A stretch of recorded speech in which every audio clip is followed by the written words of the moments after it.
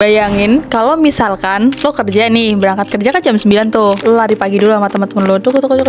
Terus habis lari pagi ngopi cantik dulu, bikin roti, habis itu berangkat kerja, pulang kerja jam 5. Tenggo. Habis itu lo hangout deh bareng teman-teman lo dan geng-geng lo itu. Bayangin dulu aja sih, gue nggak tahu ada yang kantor yang begitu atau enggak. Lo tau gak sih orang-orang besar kayak Elon Musk kerjanya 100 jam per minggu dan tidurnya di kantor. Jeff Bezos kerja 60 jam per minggu, waktu dia tuh bangun Amazon. Kobe Bryant latihan jam 4 pagi setiap hari. Steve Jobs dikenal obsesif banget kerja yang bener-bener gak tahu batas gitu. Tapi di sisi lain, kalau kalian ingat tuh yang waktu itu gempar banget Mita Diran yang kerja lembur sampai akhirnya meninggal dunia. Kerja keras itu sebenarnya kunci sukses atau malah bunuh diri pelan-pelan? Dan apakah sebenarnya work-life balance itu akal-akalan orang malas aja dan kerja keras itu sebenarnya propaganda kapitalis? Oke, sebelum gue membahas lebih jauh dan mengupas tentang work-life balance ini di tahun 2013, itu udah 12 tahun silam ya. Seorang copywriter yang meninggal karena dia tuh kerja lembur. Ini kerja lemburnya 3 hari berturut-turut, 30 jam non-stop. Akhirnya dia pingsan, koma, dan meninggal dunia.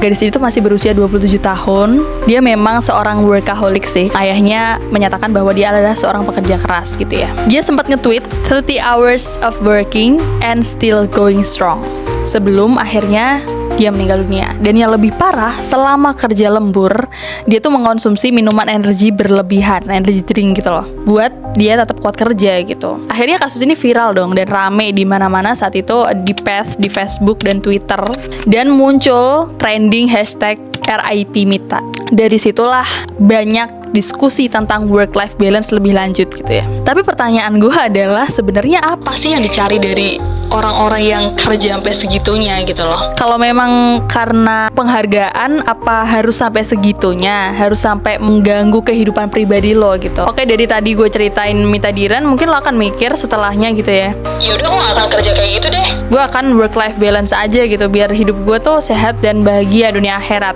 Enggak, lo salah banget. Karena masalahnya, dunia kerja tuh gak seideal itu. Faktanya apa? Di Indonesia, itu hampir 10 juta Gen Z masih nganggur. Ini dari data dari Badan Pusat Statistik ya, gue gak ngarang, 9,9 juta. Kenapa? Kenapa Gen Z nganggur? Kenapa Gen Z susah dapat kerja? Satu, lebih mentingin work-life balance dibandingkan loyalitas ke perusahaan. Padahal nggak semua perusahaan tuh setuju dong, dan nggak semua perusahaan tuh aware gitu loh sama hal tersebut. Nggak bisa kerjaan tuh balance terus. Pasti akan ada timpangnya di salah satu hari, salah satu minggu tuh pasti ada yang kayak kerjaan lo akan lebih banyak daripada hari-hari sebelumnya tuh pasti ada gitu. Dan dari situlah Gen Z tuh akhirnya gampang resign karena mereka tuh memang tidak menghargai proses gitu loh. Mereka akan berekspektasi pada gaji dan hasilnya doang gitu. Akhirnya banyak Gen Z yang susah dapat kerja. Ini gue fakta aja ya. Ini adalah kalimat yang disampaikan oleh psikolog sekaligus dosen dari Universitas Paramadina. Padahal kata orang-orang, work-life balance tuh gampang gak sih harusnya? Kayak ya lo tinggal manage kehidupan pribadi lo aja, terus lo kerja gitu, lo kerja sesuai dengan jam kerja lo, terus pas lo udah selesai kerja ya udah lo main-main aja gitu kan. Tapi sebenarnya praktik itu susah guys, tidak segampang itu. Mungkin kalau lo ngerasa anjir gue gak ada work-life balance deh setelah mbak-mbak ini ngomong gitu kan, coba lo evaluasi diri lo dulu nih. Ini gue bantu nih sebagai orang yang ala-ala psikolog ya. Ini yang pertama, mungkin lo tuh gak punya manajemen waktu yang baik gitu loh. Misalkan lo datang ke kantor nih, sek gitu ya, kucuk, tiba-tiba udah duduk nih begini, udah santai-santai, terus lo scroll TikTok, ngobrol sana sini kanan kiri hahaha, sampai akhirnya jam 5 sore waktunya teman-teman lo pulang, lo baru sadar, oh my god kerjaan gue masih ada setumpuk lagi, dan akhirnya lo lembur karena itu. Kalau itu emang kayaknya lo yang harus mengevaluasi diri lagi gitu ya, yang untuk biar lo makin disiplin dan gak ngaco gitu kerjaan lo. Yang kedua, mungkin lo emang punya mental workaholic gitu, emang lo suka kerja gitu, kayak yang tadi gue ceritain Mita Diran itu ya, itu memang dia seorang yang pekerja keras gitu loh.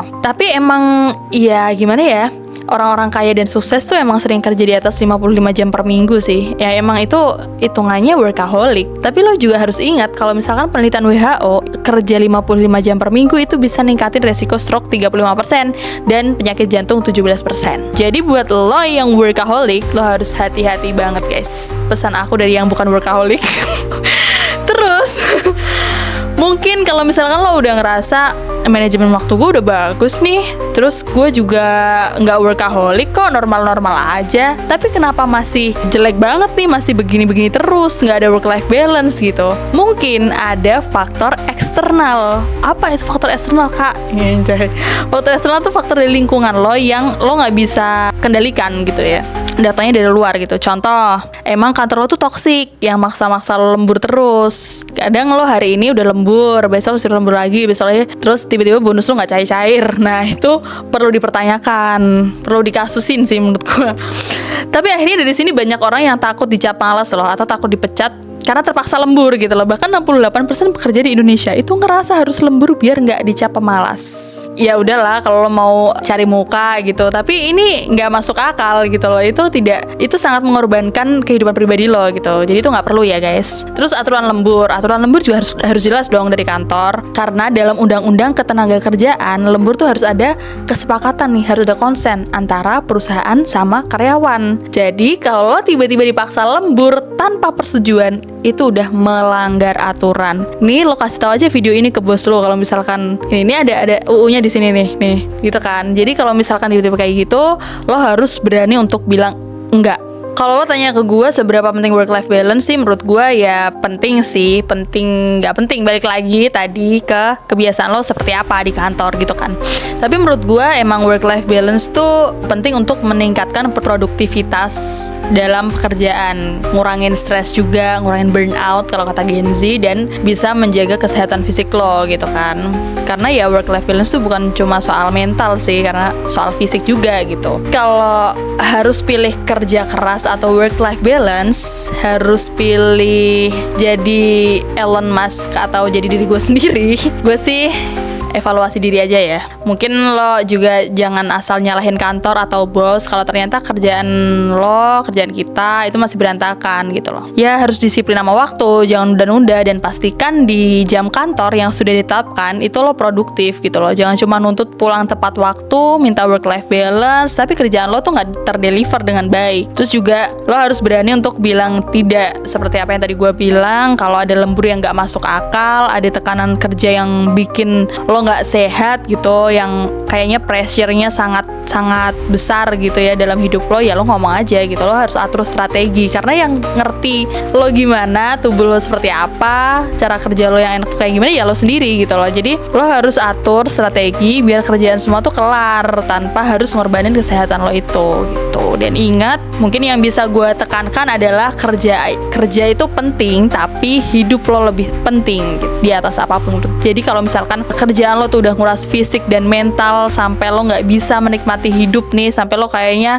anjir pulang cuman buat numpang tidur doang di kasur gitu ya, coba deh tanya ke diri lo lagi gitu, balikin ke diri lo sendiri, apa sih yang sebenarnya lo cari gitu. Apa lo mau kayak gitu terus sampai tua, atau lo mau tetap playing victim, teriak-teriak work-life balance padahal kerjaan lo berantakan. Kalau gue sih ya, gue sih maunya gaji gue gede, nggak ngapa-ngapain, pulang tepat waktu, tapi nggak ada. Di mana? Di dunia peri. Jadi gimana? Lo pernah ngalamin kerjaan yang ngerusak work-life balance? Atau sebenarnya lo tuh kerja untuk hidup atau hidup untuk kerja? Sharing aja di kolom komentar. Jangan lupa like, comment, and subscribe, biar makin banyak orang yang sadar pentingnya work-life balance, tapi kerjaan juga kelar. Work-life balance itu adalah work smart, play hard.